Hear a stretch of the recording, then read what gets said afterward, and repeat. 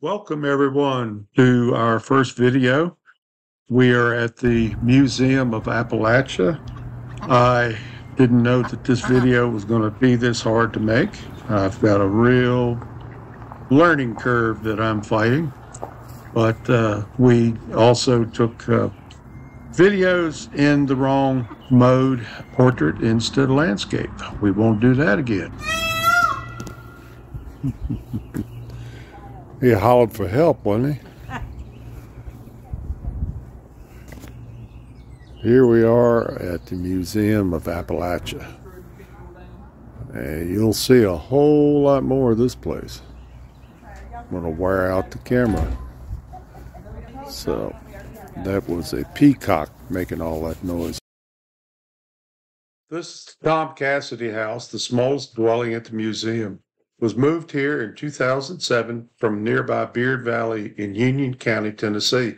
This tiny structure was home to an old bachelor who said, I got that little pot in there, a chair, a stove to heat and cook on, a frying pan, a bean pot, an old dresser, my fiddle, and my pistol. What more would a man need? I think he's right. Go ahead. Gwen Sharp Playhouse. James Hubbard had this little playhouse constructed for his only daughter, Gwen, when she was 5 years old. 6 years later, the Tennessee Valley Authority bought more than 42,000 acres, including the Hubbard Farm, for the construction of the Norris Dam. This little playhouse is said to be the only structure moved intact to a new location. In 2008, Gwen Hubbard Sharp, age 84 and legally blind, donated her little playhouse to the museum. Little girl had a sweet playhouse.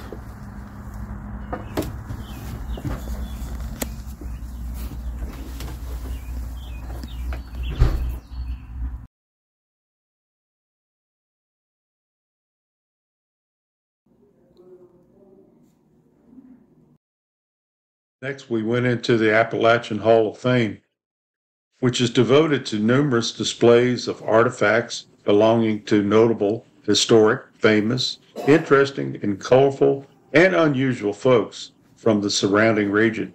It also contains an extensive Native American artifact collection, hundreds of early handmade and unusual musical instruments, and other exhibits. Really a good place. We spent a lot of time in this building.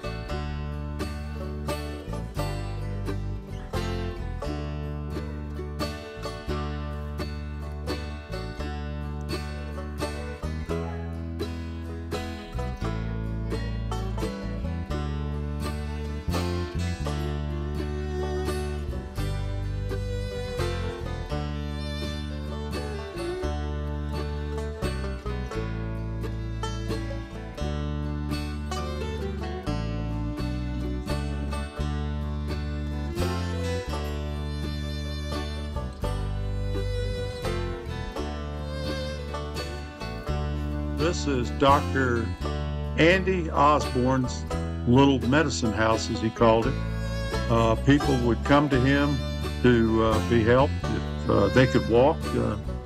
If they couldn't walk to him, then he would get on horseback and ride to them. And there were stories that on a return trip, he would fall asleep and his horse knew the way back to the house, back to the medicine house, and would bang into the medicine house to wake him up.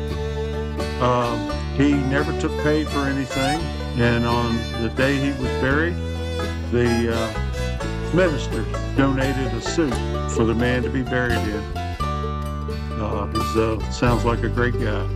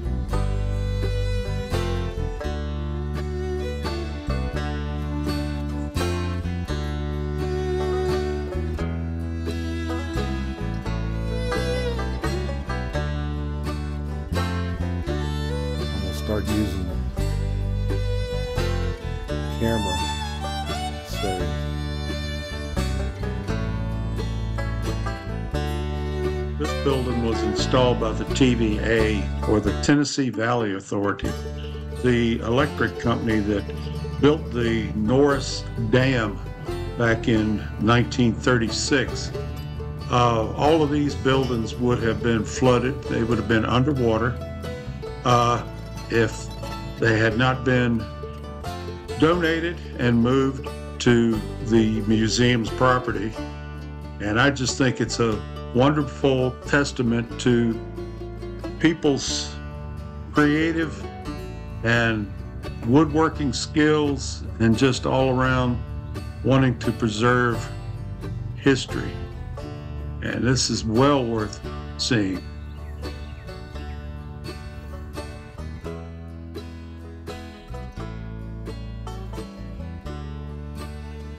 These buildings were so well rebuilt or recreated that they looked like people had just gotten up and walked out of them one day and left them. It is really unbelievable just how realistic. You'd never know that a lot of these buildings had been moved. They looked like they had been there all their lives.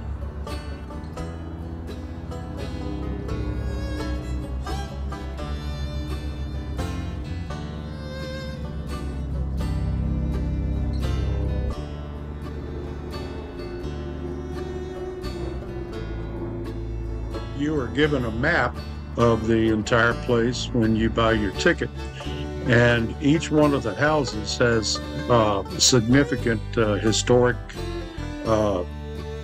meaning behind it. Famous people in Tennessee had lived there. You follow each one of them has a number, and you can follow along on the map.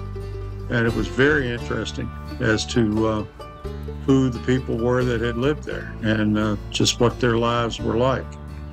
So.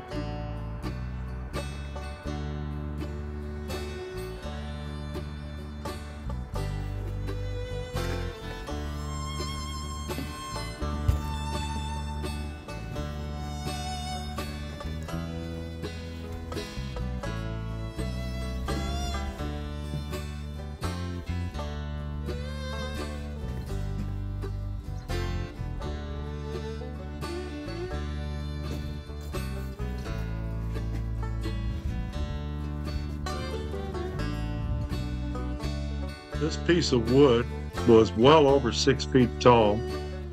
It was a slice. I'm not quite sure what it was. It looked like it might have been cedar.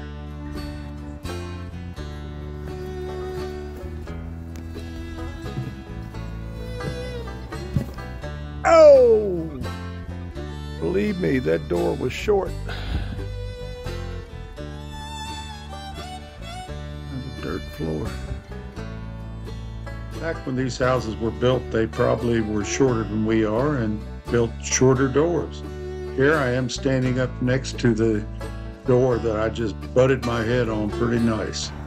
Boy bathroom and a girl bathroom. Now let's go inside and see what what the school looks like. Church is down there. Yeah. And this is the inside of the schoolhouse. And I'll show you where I'll probably be sitting if I was in this class. Way up here in the corner next to the teacher. I'd be right there. Yep. That's where they find me.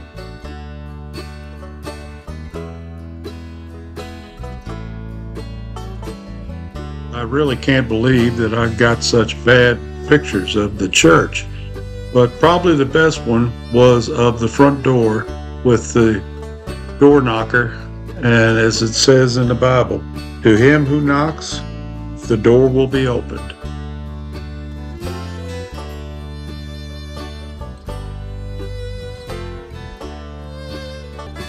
After we left the church, we got on the path heading back to the gift shop and snack bar, and these two decided that they wanted to have a little sparring contest, and it ended with the two of them walking off as buddies. This picture is for my father, who's passed away. He used to collect antique lanterns, and I know he would have loved this place and would have loved to see this lantern. I've got several just like it. Folks, if you're ever in the Clinton area, Clinton, Tennessee, this is a place to see. Okay, folks, my wife and I would like to thank you for watching our video. We would like for you to like, subscribe, and hit the notification bell. Next time we got one out for you.